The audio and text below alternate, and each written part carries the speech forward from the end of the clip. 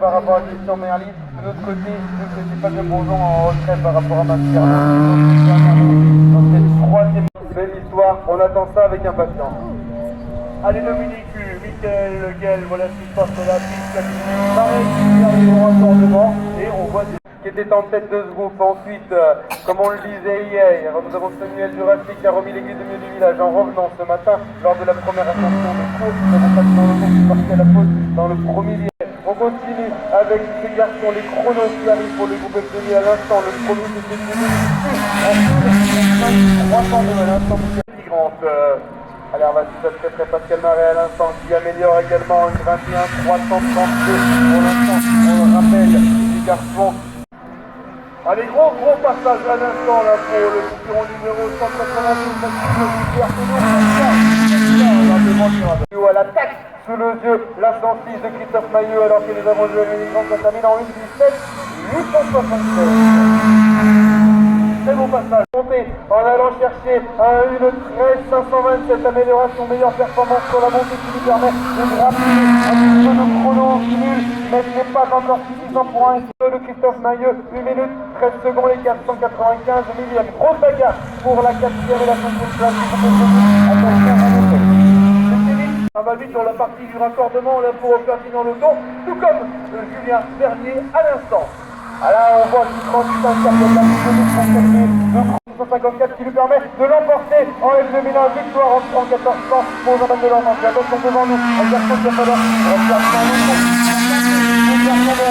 arrière, on voit qu'il est très joueur là, le concurrent qui laisse passer un instant, gros passage. Allez, Julien Vernier qui a terminé en 1,12 560. Du cumul en 2,23 703, mais ça ne suffit pas, malgré que nous n'avons toujours pas vu Samuel Jurassic qui doit être vraiment touché par la mécanique car on ne le voit pas se présenter sous le yeux. Nous avons le local Julien Dupont après un gros travail de mécanique avec la Volvo, la silhouette à la limite avec la Saxo, va-t-il améliorer? En tout cas, pour l'instant, on ne peut pas aller vraiment plus vite que ce qu'on voit de nos yeux. Là, signification de l'arrivée de ces voitures du passage au groupe N, on le rappelle, grosse bagarre entre Moran 4 et Kémy Carousse. On rappelle Carousse qui a la meilleure performance du côté de la classe 2 du groupe N. On va voir si ça peut bouger au pied du deuxième. On rappelle que pour l'instant, c'est Mathieu Le Miller qui est sur la 3e position. Est-ce qu'il y a un changement? Nous avons Stéphane P4 sous le yeux. Allez, Stéphane P4 à l'instant, on va revenir sur le passage de Tom Garnier tout à l'heure. Tom Garnier, c'est un petit jeune, ça prend la tête du SN2. Est-ce que Tom Garnier va arriver à le contrer puisqu'il est battu à l'instant? Nous vous parlons à l'instant. Tom Garnier, 1,20 774. Il n'améliore pas son cumul avec le gros, le N4 qui va maintenant se découdre. Et avec un instant, on voit la Miracle-Bois qui se plaque sur le rail dans le Vulco, juste au-dessus du Mirador. Évidemment, il y a Francis Marie sous le yeux qui passe avec la BMW M3 pour ne pourquoi pas aller chercher un podium dans cette fois-ci. Accélération, on la voit sur l'écran aller chercher les trajectoires les plus tendues et sous le yeux, nous avons du spectacle Benoît, ça attaque, s'attaque pour Moran. Ou que ça va très vite Maxime? Ça va très vite et c'est très précis en termes de pilotage, ça peut payer, mais le garçon qui est à l'image, il me lève. Regardez, trajectoire tendue, très vite aussi, il va chercher la limite de la piste, il va chercher un freinage très tardif, attention, revenons. Il y a Moran 4 qui prend la tête du groupe N pour seulement 2 dixièmes et demi. Kevin Garouche n'a pas encore départ de cette chrono. Le cumul a évolué, bien évidemment, 2 minutes 25 secondes et 357 millièmes. On rappelle le cumul de Moran 4, dernière ascension pour pouvoir vraiment établir cette hiérarchie. Changement de catégorie. Du groupe pour la tenue de route et on garde l'air frais pour avoir un mélange d'essence optimal. Les chevaux seront là, les chevaux le sol est à une basse altitude, nous sommes pas loin de la mer, on a certainement assisté des choses intéressantes. On vient, et ça c'est la nouvelle technologie, d'avoir exactement le point d'altitude où on se trouve ici. Une fois qu'ici nous sommes près du niveau de la mer, donc le taux d'oxygène est le plus important, donc les moteurs, c'est ici qui marchent. C'est pour ça que c'est important de dire. Et avec cette baisse de température, on Ludovic Vindard en 1,18 078, j'ai oublié personne, dans la 4 en amélioration avec l'emporter ou de se battre pour la victoire depuis le début de saison. Et bien là, il se bat pour la victoire, il est juste coiffé, sous nos yeux. L'attaque avec la Clio de Cup. Va-t-il arriver à faire tomber ses questions en direct de l'entreprise Poitvin améliore en face. C'est lui pour l'instant dans la A3. Kevin Rousseau qui est parti à l'assaut de ses 2200 mètres. Le pilote de la Fiat MK3 manœuvriné à l'attaque dans les derniers mètres. Il améliore. Jimmy Rousseau, 13 272, cumul de 26 205, victoire de Baptiste Thomaset. On avait prévu sur cette dernière manche, Maxime et tout ça en train de se dérouler à l'instant. Effectivement, magnifique. La Lotus 111 R nous dévoile l'entrée en piste du GT. On va suivre de très près le chrono de Sarah. En 0837, énorme coup de Sarah Bernard qui améliore son cumul. Encore grosse amélioration. Maxime, il est en bas, il va d'ici quelques instants, puisque c'est parti des 6 meilleurs chronos, s'est lancé. Je pense que son citronnière. Monsieur Philippe Marion avec la Porsche 997 GT2 à l'attaque en bagarre avec Francis Mahony pour la deuxième position. On a vu un Yann Surieux avec la team groupe GT. Et on devrait, dans quelques instants, Maxime changer de catégorie après le magnifique Alpine. On a pilote de la Lotus à l'instant. Nous avons Philippe Marion qui vient de faire un chrono en 1:11:120. Pour l'instant, Philippe Marion reste provisoirement. Superbe la déco de cette rallye litre.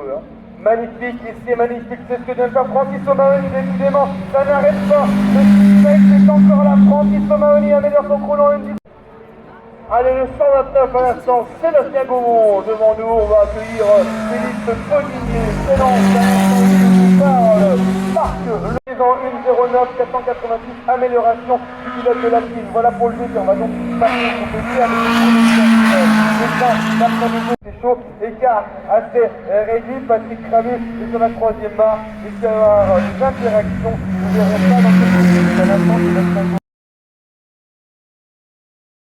Pilotes les plus rapides à l'issue de ces chronos. Patrick Ramu à l'attaque des vies, c'est très vite, c'est dans très vite. Effectivement, est-ce qu'il va arriver à faire tomber les Ramu? C'est Vincent Lagache qui améliore avec la Ferrari, joli chrono en 1:09.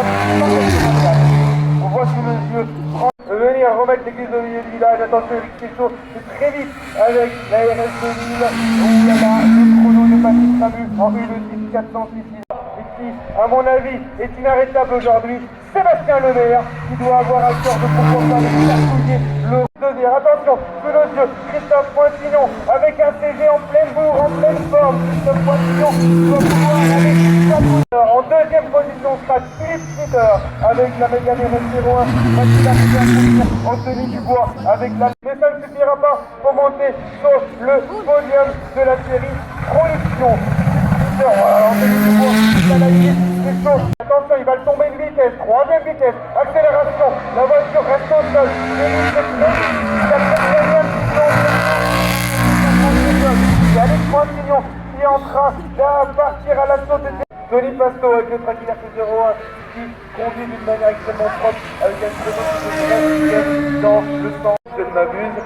Sébastien qui avait d'ailleurs permis de monter sur son exactement, il en film à ce qui se passe ici avec une mélodie extraordinaire à l'ensemble dans le cylindre relégué, on la attaque avec la seconde position, c'est à l'assaut de Isabelle qui a pris le dessus, ici, alors, une camarade pour le passage de la camarade extraordinaire, voilà, la guerre féminine sur la oui, elle passe provisoirement devant Isabelle en 2:09:92 pour le garçon. Il vient de faire un 2. 888 Super Isabelle à l'attaque. Félix, c'est un petit peu moins propre, mais il y a de la vitesse. Va faire mieux. La réponse va nous parvenir incessamment sous peu lorsque Ben Nicole est à l'attaque avec la Norma et Maldonado qui n'a rien à démériter aujourd'hui. Attends la faute. À l'instant devant nous, c'est pareil, ce garçon.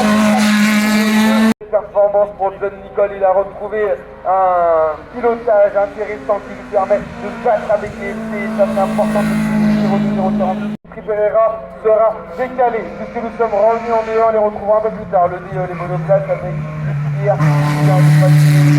le pensionnaire de la classe DE qui passe un instant devant nous sur ce parking 4,49. Les monoplaces avec le premier chrono, celui de Lustière, en 1:28.270. Et Henri de Massinet avec les formules libres sont dans la partie. On commence par la Lola de Tomabo. 18 Pierre, Pierre. Eh bien, il fallait que la fasse aussi. Non, mais je me prépare déjà pour Saint-Gounou et la Pommerie. Hein. Avec toi. Laissez passer. Attention, ce garçon avec la Reynard. Le garçon de l'évidemment Coupe des dames, comme on l'appelait, avec la monoplace. Les deux autres pilotes qui sont piégés, mais Stéphanie peut. Et les vainqueurs, ce sont les peintres qui sont en piste dans tous les cas. Allez, on attend les coureurs. Faro, d'une belle manière, il a enlevé le nez rouge de sa voiture pour le faire blanchir. Va-t-il arriver à conduire la chose de la jeunesse en prêt de venir assister et participer à ces rencontres? En troisième position, avec 3 toujours, Benoît Tableau de Lucanel à la 4e position. 21, Clément Lebeau va franchir les derniers de Lucanel, qui est en plus à l'attaque de Lucanel, qui est énervé. Ça va être, j'ai envie de dire, opération blanche pour Anthony et je crois que entière de parc de la 283 de Lucanel, montage devant Thibaut Leroy, cumul amélioré en 2-0-1-0-23, il prend donc la seconde position et Ezek qui a été en renou de l'erreur, qui ne faute pas cette fois à l'attaque très très vite, qui doit forcément réagir, il n'a pas réussi à passer sous la minute de Toulouse qui a été en renou à l'attaque très pop, très vite, attention de la victoire du côté des projets de Dynamo qui vont sérieuse. Le garçon qui revient de loin, grosse attaque de Fabien Morvan. Il fait trembler les barrières, ça ne touche pas, ça passe énormément avec la Nova. L'attaque, c'est très vite, c'est limite. Oh là là,